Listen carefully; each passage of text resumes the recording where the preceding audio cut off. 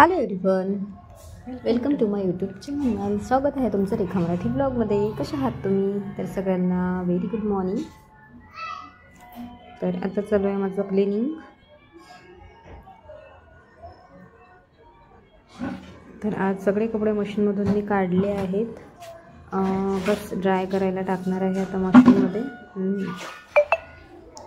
तर ते जे बकेटमध्ये दिसत आहे ते सगळे पिळूनसुद्धा घेतले आहेत मी, म्हणजे स्वच्छ पाण्यातून काढून घेतलेले आहेत. आता मशीनमध्ये ड्राय करायला टाकणार.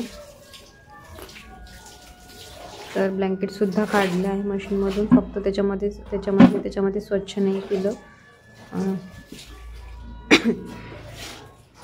आता मी पिळून घेत आहे स्वच्छ पाण्यातून आणि परत एकदा स्वच्छ पाण्यातून आणखी पिळणार आणि ड्राय करायला टाकणार, कारण पावसाचे दिवस आहेत.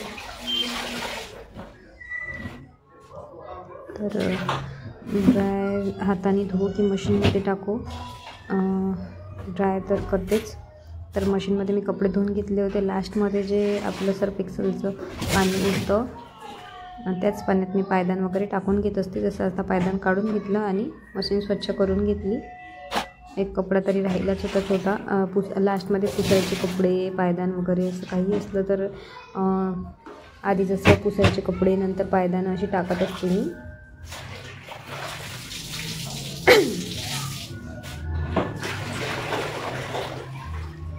तर आता सगळं हे करून घेतल्यानंतर परत एकदा स्वच्छ पाण्याने क्लीन करणार.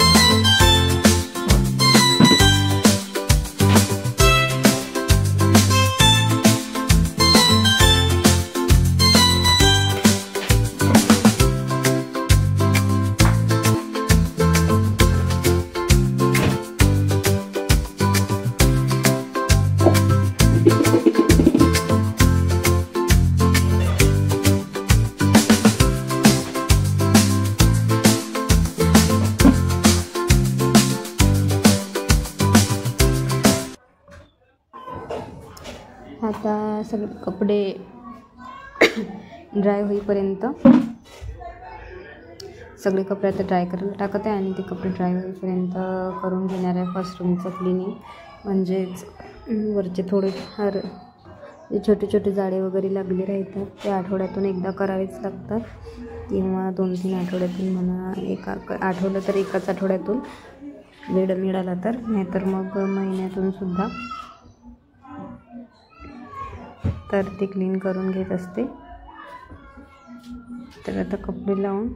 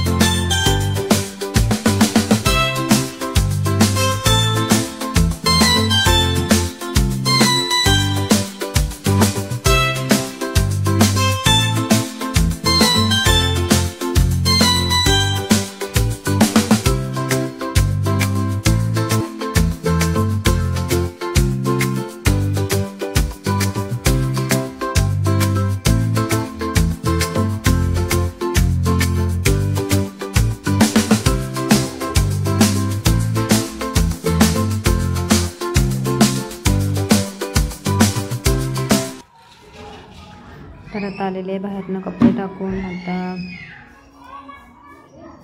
जे छोटे छोटे कपडे असतात ते इथे हँगरवरच टाकते, छोटे आणि पातळ. इथे थोडी कमी ऊन पडते हँगरवर. इथे उन्हाळ्याचे लवकर सुकतात आणि या टायमाला ऊन इथे थोडी कमी येते, कारण हे हँगर स्लॅबच्या खाली आहे त्याच्यामुळे इथे जास्त लागत नाही. तरीही हे छोटे छोटे कपडे सुकून जातात, कारण ड्राय केलेले आहेत म्हणून काही फरक पडत नाही की ड्राय केलेले असते तरी इथे सुकले का, तिथे ड्राय केलेले असते तर 1-1.5 तासात सुकून जातात. तर आजचा ब्लॉग कसा वाटला ते नक्की सांगा आणि व्हिडिओ आवडल्यास व्हिडिओला लाईक करायला विसरू नका. बेल आयकॉन प्रेस करा. भेटूया उद्याच्या ब्लॉगमध्ये. बाय.